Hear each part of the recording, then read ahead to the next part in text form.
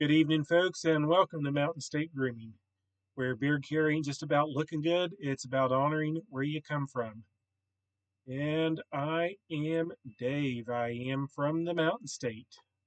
I'm not an influencer, I'm just a guy that loves coffee, a guy that loves his freedom, a guy that loves his beard, and a guy that loves this company right here, which is why I'm proud to be representing Mountain State Grooming. And tonight we're going to be talking about the stuff that's coming to you this week on the 10th, I believe.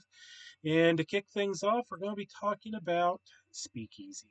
So let me get my little fancy little picture up here. And we have speakeasy.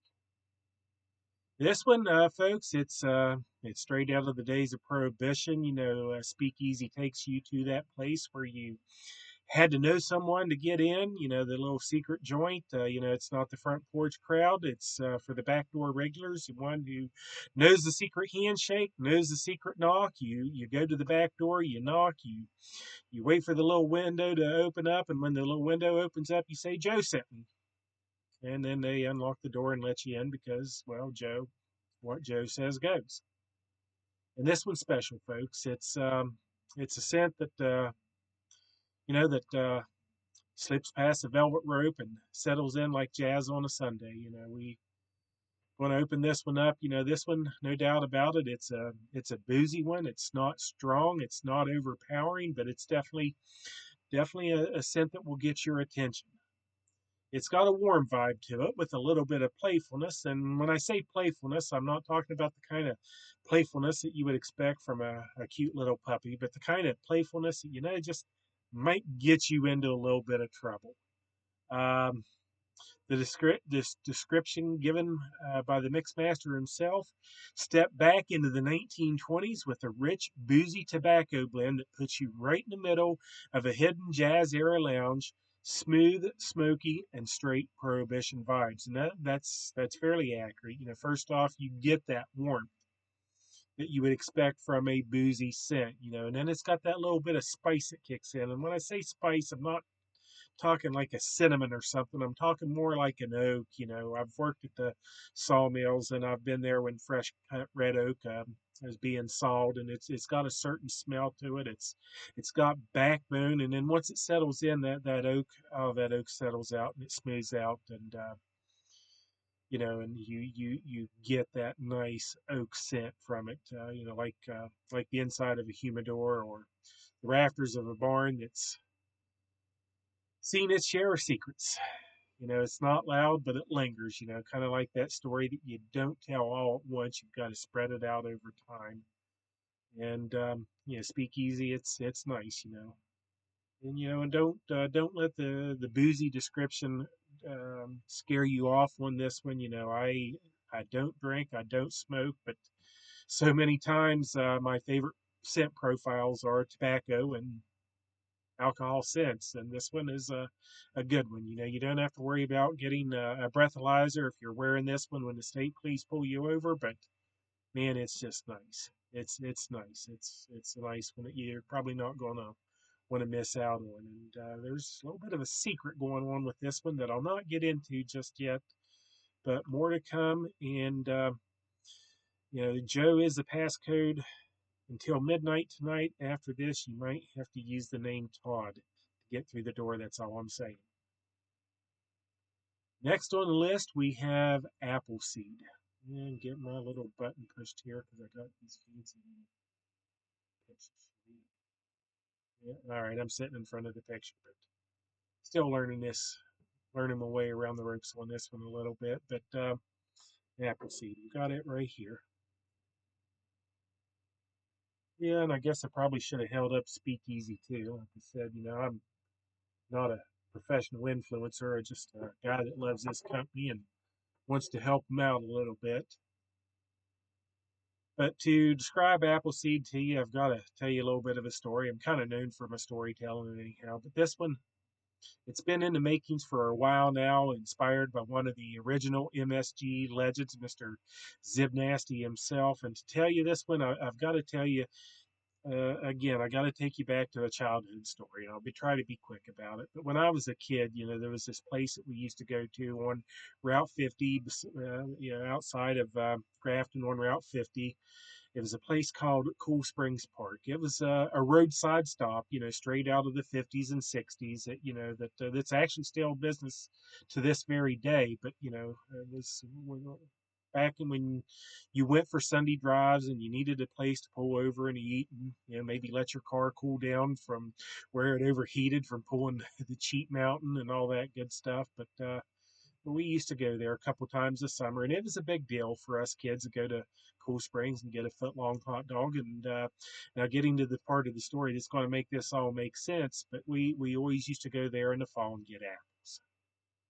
Cool Springs Park wasn't far from the orchards, apple orchards of Romney, and every year the growers would bring in these huge wooden crates of apples to Cool Springs to sell them. And when I say crates, I mean I'm talking crates that are at least 5 foot square, 5 foot tall. We're talking crates. I'm not talking no little bushel basket. I'm talking huge crates that would take up the bed of your truck.